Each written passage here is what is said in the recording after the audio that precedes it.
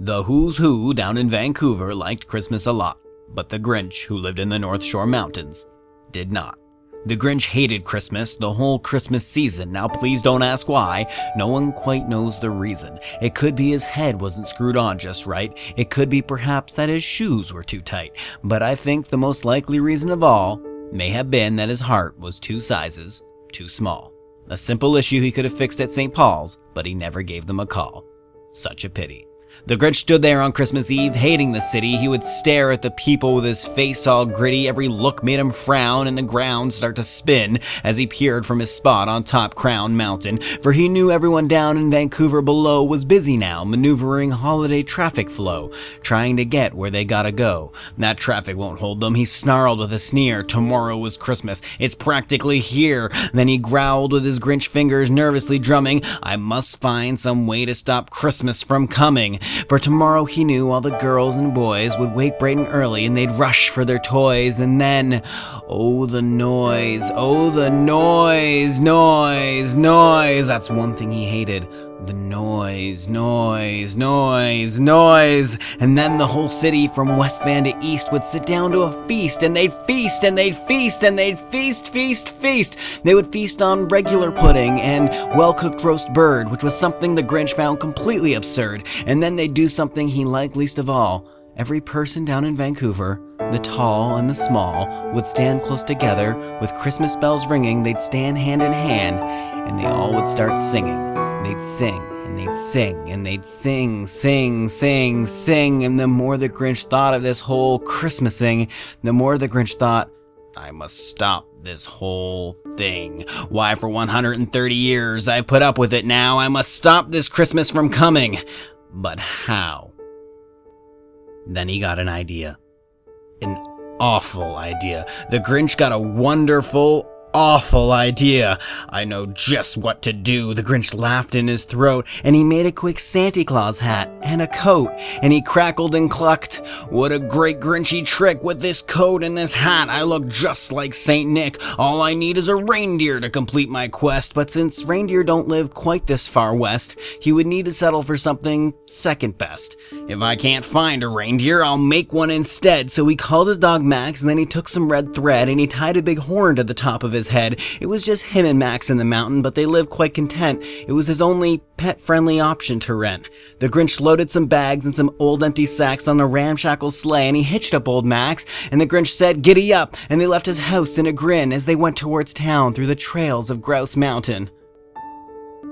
All their windows were dark, a fine mist of rain filled the air, while the children were dreaming sweet dreams without care. When he came to the first little house on the square, "This is stop number 1, the old Grinchy Claus hissed, and he climbed to the roof, empty bags in his fist, and he slid down the chimney, a rather tight pinch. But if Santa could do it, then so could the Grinch. He got stuck only once, for a moment or two, but taking a yoga class that one time helped him make his way through the flu. The Grinch poked his head out, ready to take all he could see, all the stockings, the presents, and even the tree. He wanted the lights, the food, and everything more, but this house was already empty, so he'd have to start next door. He hopped down the chimney, ready to go. These stockings, he grinned, are the first things to go. And then he slithered and slunk with a smile most unpleasant around the whole room, and he took every present and he stuffed them in bags, and the Grinch very nimbly stuffed all the bags one by one up the chimney, then off to the fridge. He took the roast bird and every course of the meal, the first, second, and third. He cleaned out the fridge without having to try. Why, the Grinch even took their last piece of pie, and then he stuffed all the food up the chimney with glee. And now, grinned the Grinch, I will stuff up the tree. And the Grinch grabbed the tree, and he started to shove, when he heard a small sound, like the coo of a dove, and he turned around fast, and he lowered his view, and he saw little Cindy Lou, who was no more than 2. She stared at the Grinch and said, "Santa Claus, why? Why are you taking our Christmas tree? Why?" But you know that old Grinch, so smart, so slick, he thought up a lie. And he thought it up quick. "Why, my sweet little tot," the fake Santa Claus lied, "there's a light on this tree that won't light on one side, so I'm taking it home to my workshop, my dear. I'll fix it up there, and I'll bring it back here." And his fib fooled the child, and he patted her head, and he got her a drink, and he sent her to bed.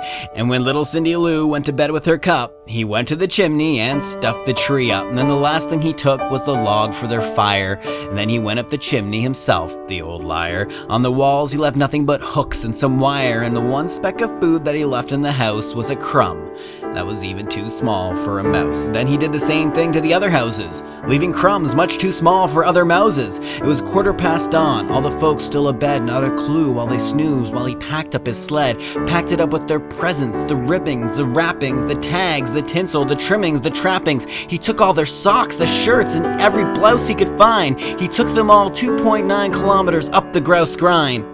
Oh, pooh, pooh, he was grinishly humming. They're finding out now that no Christmas is coming. They're just waking up and I know just what they'll do. They'll go for a run and then after a minute or two, all the who's who down in Vancouver will cry, boo. That's a noise, grinned the Grinch. I simply must hear. So he paused and the Grinch put his hand to his ear.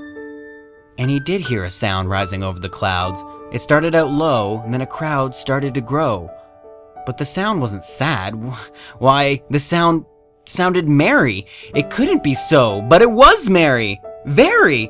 He stared down at the city. The Grinch popped his eyes. Then he shook. What he saw was a shocking surprise. Everyone down in Vancouver, the tall and the small, was singing without a present at all. He hadn't stopped Christmas from coming. It came. Somehow or other, it came just the same. And the Grinch, with his Grinch feet ice cold in the snow, stood puzzling and puzzling.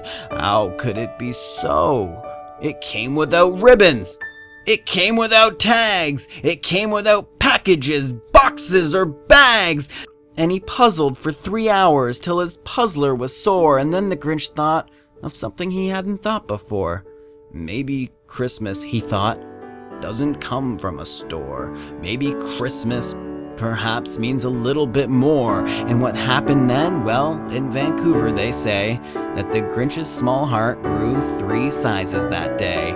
And the minute his heart didn't feel quite so tight, he whizzed with his load through the gray morning light, and he brought back the toys and the food for the feast. Everyone sat down from West Van to East, and they shared a kind word, and he himself, the Grinch, carved the roast bird.